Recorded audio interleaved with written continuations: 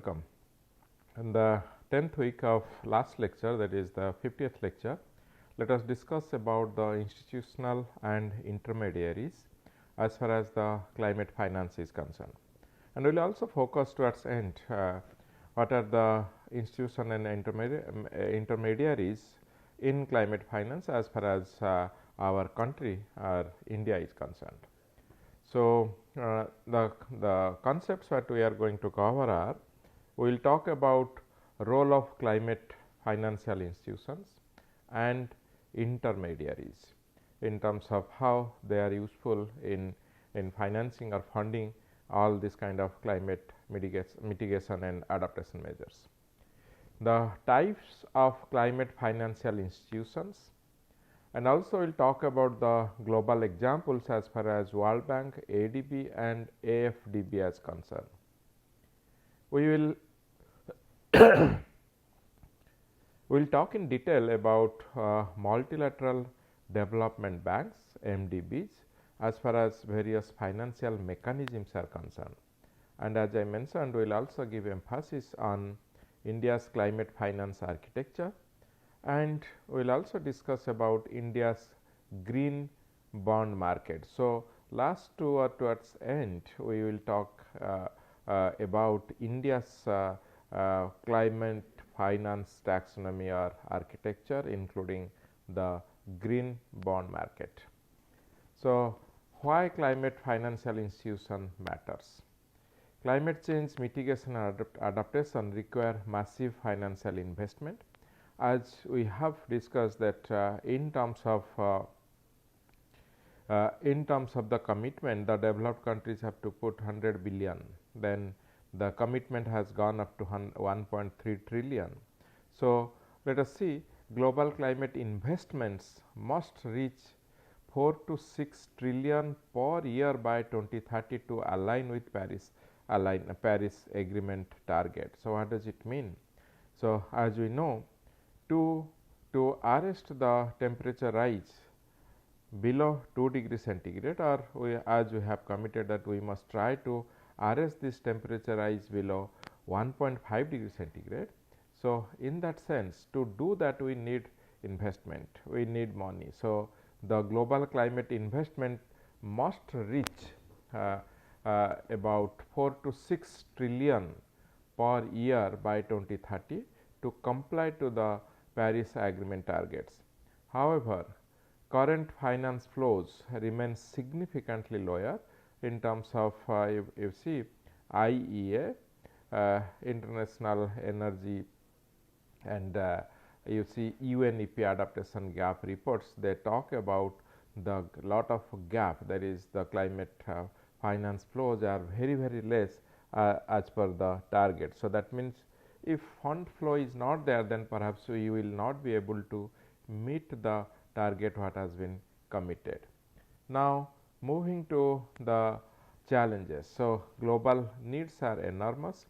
India alone requires about 10.1 trillion to reach net zero by 2070. In the Glasgow, that means COP26, India represented by PM Mr. Modi has committed that India will achieve net zero by 2070. So, for that the India alone requires an economy to the size of 10.1 trillion. So, it is lot of money. So, what we want to say that climate financial institutions and intermediaries, they play critical role in bridging the gap between the requirement and the current status. So, that means what we need to mobilize funds from both public and private sectors. We need to reduce the financial risk for the investor. So, whoever will invest, there should be minimum risk. So, we need to minimize the risk as far as the investors are concerned. We need to design innovative financing mechanisms. So, whatever financing mechanisms are there, we need to innovate and design new innovations so that fund flow can be better, will improve. And facilitating international cooperation. So, this is important and has been lagging. We need to facilitate international cooperation and also need to ensure funds that reach climate mitigation and various adaptation projects. In order to understand what are the climate financial institutions and intermediaries, look at the actors and types from the table and the key examples. As far as the multilateral development banks MDBs are concerned, we have World Bank, we have ADB, AFDB, IADB, EIB, NDB and AIIB. So, the abbreviations are mentioned here, and the expansions will know and can be available from many other sources. Coming to important actors, particularly the IMF, in the International Monetary Fund. The key examples in terms of resilience and sustainability trust and climate lending. Coming to UN climate finance bodies, we have the GCFs, Green Climate Funds, the GEF and the AF, that means Global Environmental Facility and the Adaptation Fund. Bilateral development finance institutions such as FMO, DEG, CDC, DFC and JICA as far as Japan is concerned. The national development finance institutions as far as India is concerned, we are going to discuss about it later on. In terms of NABARD, we have CDB, we also have many other things in terms of what we say in terms of Brazil, we have BNDES. In terms of DBSA, it is available for South Africa. So, at national scale there are various financial institutions that are in the sector of climate or climate finance. So, national central banks and regulators RBI, SEBI, IRDAI as far as India is concerned. Private commercial banks, particularly SDFCs, SBI as far as India is concerned, ICICI, Barclays, HSBC, these are all global players. Institutional investors, pension funds, insurance companies, sovereign wealth funds, and as far as the capital market investment is concerned, we have green bonds, sustainability linked bonds and blended finance vehicles. So, climate financial institutions are organizations that mobilize, manage, allocate and monitor financial resources for climate adaptation and mitigation initiatives. So, these financial intermediaries, they help in terms of transferring funds from capital markets to capital related investments, often reducing risk and transaction costs. So, look at the tier 1, tier 2, tier 3. In terms of tier 1, we have multilateral development banks. So, and in terms of tier 2, we have IMF in terms of macroeconomic climate integration. In tier 3, we have national banks and central banks, and in terms of the next level, we have in real economy, businesses, projects, households. So, moving on to the MDBs, multilateral development banks.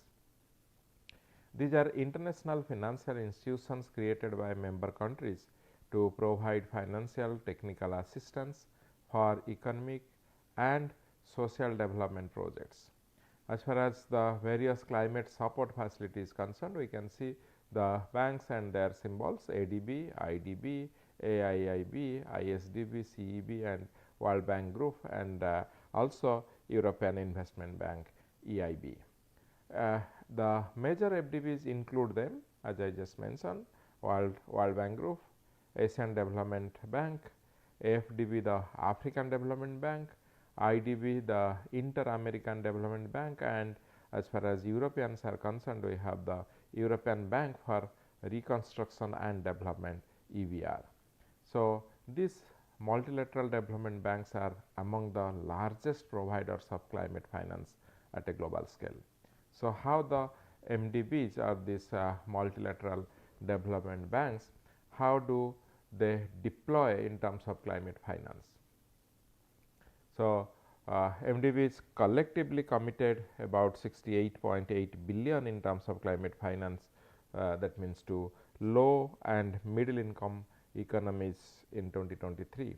So, you have concessional loans in terms of below market rates, you have grants in terms of adaptations and islands kind of things, and you have guarantees that talks about the de-risking and de-risking private capital. You have green bonds labeled insurance, you have equity bonds in terms of IFC investments. So, these MDBs, multilateral development banks, they the climate finance exceeded 125 billion in 2023, supporting renewable energy projects, climate resilient infrastructure, water management and sustainable agriculture. So, these are the domain, what you say, in terms of MDB, the dominant project areas where the investment or finance has exceeded 125 billion in 2023 itself. So, moving on to the usage, as far as the usage of multiple financial instruments are concerned, the concessional finance and grant mechanisms, multiple finance multilateral development banks, they access concessional windows in terms of IDA, GCF accreditation and ADF to provide below market rate loans and grants to high risk, high need countries and sectors. So, where it is much needed. This concessional element is critical for funding adaptation in vulnerable nations where commercial return is insufficient. Such as the examples can be ADB providing low interest loans for solar parks, World Bank funding climate adaptation programs in vulnerable regions. In terms of blended finance, we discussed earlier, the blended finance combines concessional public funds with commercial finance to improve the risk return profile of climate investments. And we also have the green bond issuance by these multilateral development bonds. So, these MDBs are the largest issuers of green bonds in terms of in the global capital market, provide the AAA rated green paper that institutional investors, particularly pension funds, insurers, they readily observe. As far as the World Bank issuance is concerned, World Bank issued the world's first labeled green bond in 2008. This market now exceeds 500 billion USD at an annual scale. So, multilateral development bonds, so particularly the green bond proceeds, are earmarked exclusively for eligible climate funding. So, how these multilateral development funds, they mobilize climate finance? How do they mobilize, particularly these bonds, these banks in terms of World Bank Group, AFDB, ADB, EIB, IDB, they are the primary public climate finance providers, and they offer concessional loans, grants, guarantees and also technical assistance. They also align portfolios with Paris Agreement, where we say that 2 degree or 1.5 degree temperature rise, means restricting up to that level, and conduct country climate and development reports, CCDRs, and use blended finance to de-risk the projects. World Bank groups, IBRD, IDA, IFC and MIGA.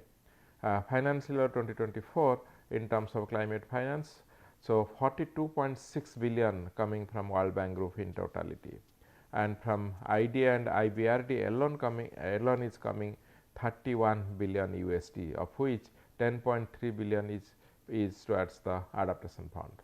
So, that means World Bank group, they focus on low carbon transition, resilient infrastructure and nature based solutions. And as far as our country, India specific activities are concerned, the major partner for nationally designated contributions, the NDC and net zero, in June 2024 approved additional 1.5 billion. So, India itself for India 1.5 billion USD have been sanctioned or approved for low carbon transitions. Similarly, for AFDB, that means African Development Bank, 5.5 billion climate finance and cumulative period for 2020 to 2025, 19.5 billion. So, 78% of this is the target. So, 98% of the project climate informed. So, the focus is with respect to climate resilient infrastructure, renewables, green transport initiatives like African Adaptation Acceleration Program AAAP, African NDC Hub, Alliance for Green Infrastructure. So, this is where the fund mobility as far as the African Development Bank or AFDB is concerned under the framework of MDB, Multilateral Development Bank. Now, let us discuss about the India's climate finance architecture. As far as India's climate finance architecture is concerned, the key institutions in India could include RBI, the Reserve Bank of India, NABARD, National Bank for Agricultural Development. We have SEBI. We also have the Indian Renewable Energy Development Energy IREDA. So, these are the key institutions that involve in terms of climate finance. So, India is the third largest greenhouse gas emitter globally, while also being highly vulnerable to climate impacts such as heat waves, floods, cyclones, droughts and many others. Under its NDC, nationally determined contribution, India has committed to several key targets. We all know in COP26, the Glasgow, we have committed that we will achieve net zero by 2070. We will reduce emission intensity of GDP by 45% by 2030 in comparison to 2005 level. We also have committed that we will achieve 50% of cumulative installed electricity capacity from non-fossil fuel sources by 2030. So, to achieve this, the target requires estimation of 2.5 trillion in terms of climate investments by 2030. So, it is a huge, as we mentioned, by 2070 we need 4 to 6 trillion USD, and by 2030 we need 2.5 trillion. So, it's so all these actually is required for India to achieve the committed target. So, India's green finance institutional architecture looks like this. RBI, we have green deposits, climate risk disclosures, and under that you have NABARD, agriculture, rural and climate adaptation. You have CDBs, so SMA, green finance, clean tech lending. So, these all also are linked to your commercial banks as far as priority sector lending is concerned.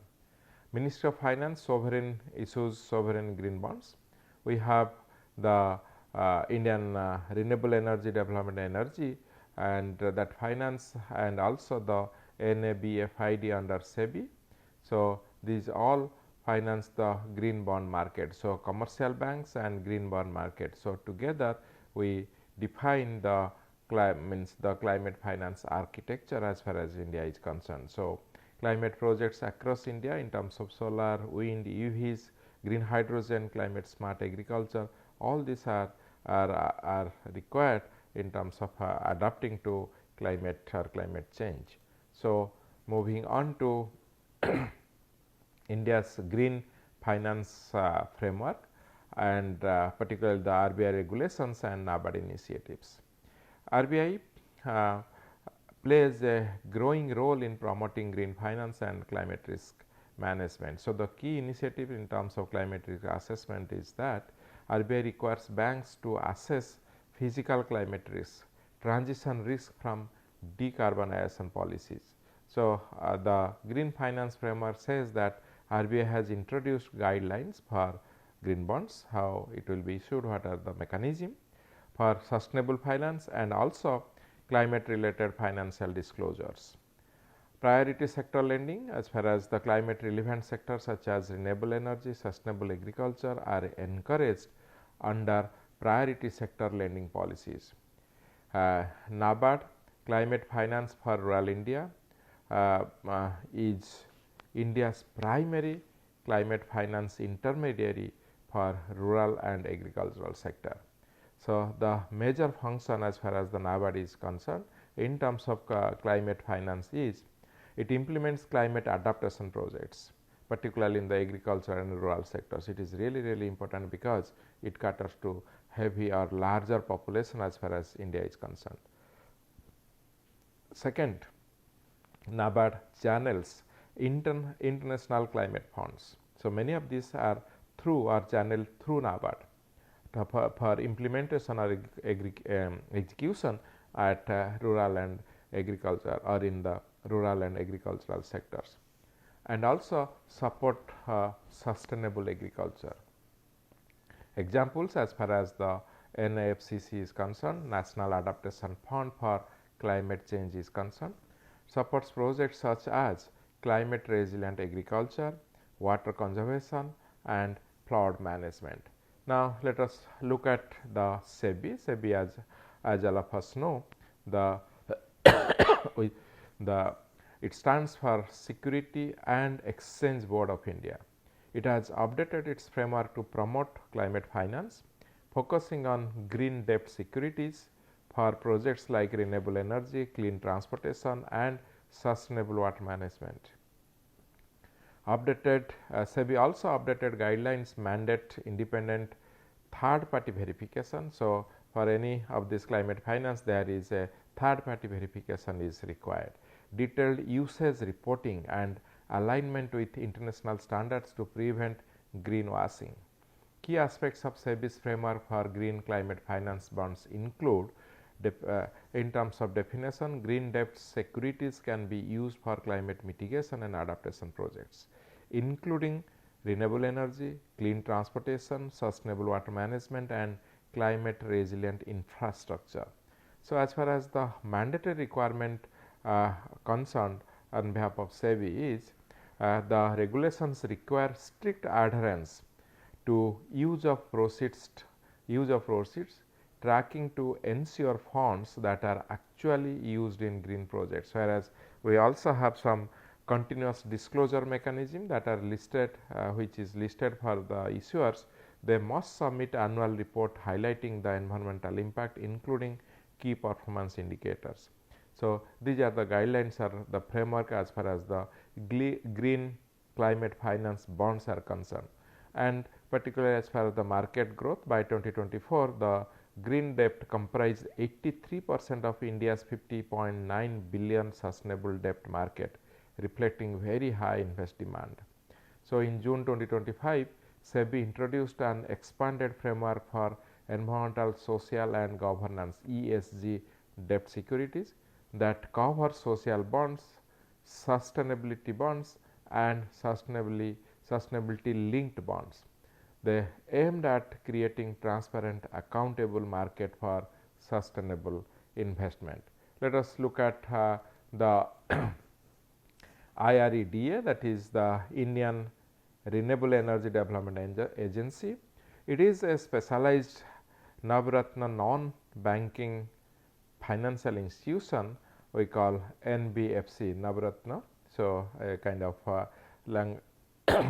our local language we call 9 Ratnas, the jewels.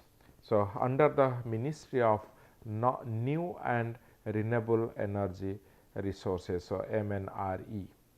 So, we see that this IREDA, it drives climate action by financing renewable energy, energy efficiency and emerging green technologies, thereby accounting for a significant share of India's renewable energy investments.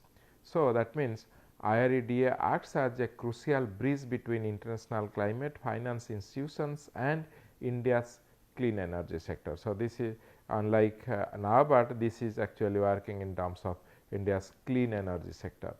So, what are the climate related activities and roles as far as the IREDA is concerned? As far as the IREDA is concerned, the financial drivers, it finances renewable energy projects such as solar, wind, hydro and biomass. These are all falling under the clean energy sector, and emerging technologies like battery operated vehicles, electric vehicles, contributing directly to reducing the greenhouse gas emissions. The green window initiatives, a green window is being established within IREDA to attract private investment for underserved clean energy segments. As far as the sustainability bond is concerned, it regularly issues green or climate bonds to fund sustainable energy projects.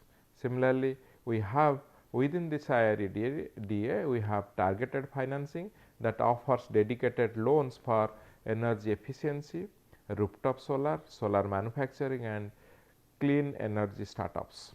As far as the climate strategy is concerned, the IREDA officials, they emphasize the need for comprehensive green taxonomy to enhance transparency and accelerate investments in terms of low emission technologies.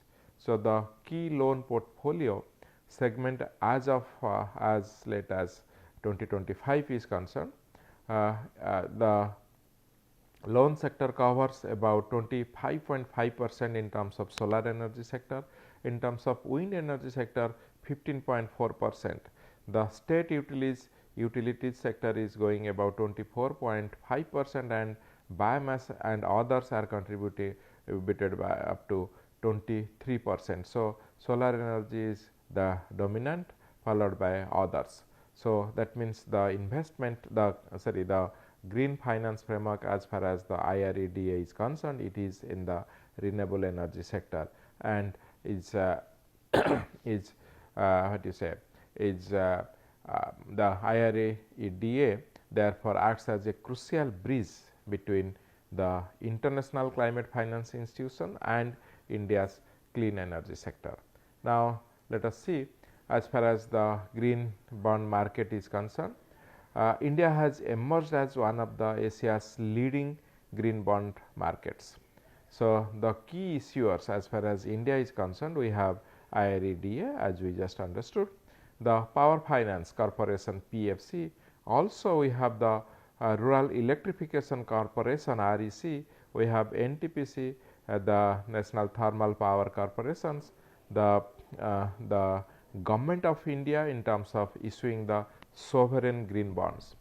The Indian green bond market has grown to over 20 billion USD in cumulative issuance as of 2024. India targets 100 billion cumulative green bond issuance by 2030. That needs another 170 billion per year as far as the climate investment is concerned. So, Government of India, as you can see in terms of 477 billion INR issued and 5-year and 10-year in terms of the bond duration. Public sector units and the development of finance institutions, IREDA, REC Limited, NTPC, SBI and PFC.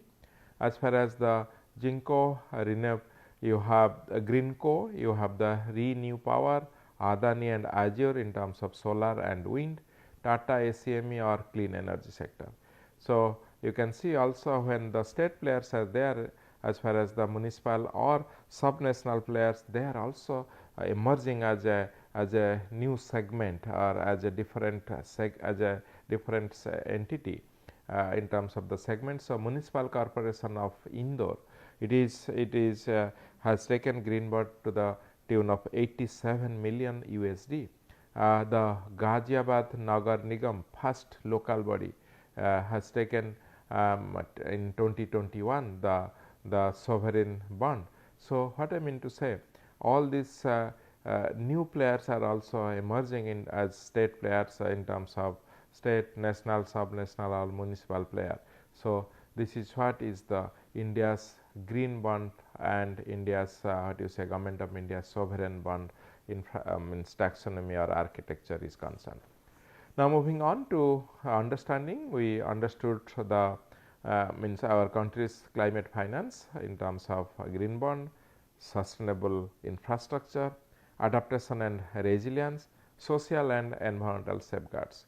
So, as far as green bond is concerned, issuance of bonds for climate friendly projects, sustainable infrastructure as far as low carbon transport, energy efficiency vehicles or waste management. As far as the adaptation and resilience is concerned, water conservation, climate resilient agriculture, urban climate adaptations, and finally, the social and environmental safeguards that protects community and the ecosystems. So, these are the 6-7 different sources from which the presentation and the slides have been prepared for today's discussion. And to conclude, in terms of these 5 points, climate finance institutions are indispensable intermediaries.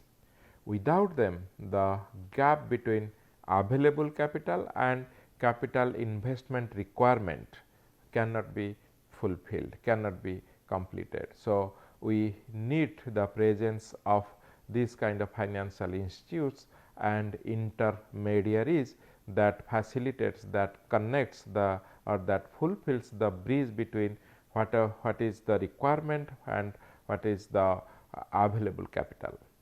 The 3-tier global architecture, that means the multilateral development banks, the International Monetary Fund and the national level banks. So, this must function as an integrated tiering approach, cascading approach for finance to reach actual climate projects. So, there has to be coordination and harmony has to be maintained between kind of multinational banks, international banks and also the national level banks. The third is important point is blended finance, and the green bonds are the most scalable tools to crowd in private capital alongside the concessional public funds. So, that scales off in terms of what is the gap between private and public investments in terms of climate sector. Coming to India, India's multi-institutional green finance ecosystem such as RBI, NABARD, IRE, DS, SEBI, they are maturing fast, but the need or the demand of to the tune of 2.5 trillion per year till 2030 or end of this decade, this demand significantly accelerates both in sovereign and corporate green bond issuances. So, in terms of sovereign bond and the corporate green bond issuance, they help in terms of fulfilling or addressing this this fund requirement, which is estimated to the tune of 2.5 trillion USD by 2030 as far as India is concerned, because we have to attain or we have to reach to the commitment level of net zero by 2070. So, the last point is Indian green bond markets 186% growth since 2021 is a very good news, is a very good momentum. Yet 100 billion USD target by 2030 still requires sustained policy support, deep secondary market liquidity and stronger private sector participation. So, that means the past, particularly in last 5 years, the growth is very good. 186% growth is really a very good momentum, but we still need to sustain the support in terms of policy support, but for that we also need secondary market liquidity and also strong private sector participation. Thank you very much, and in this particular week we completed the discussion as far as the climate finance is concerned. Thank you once again.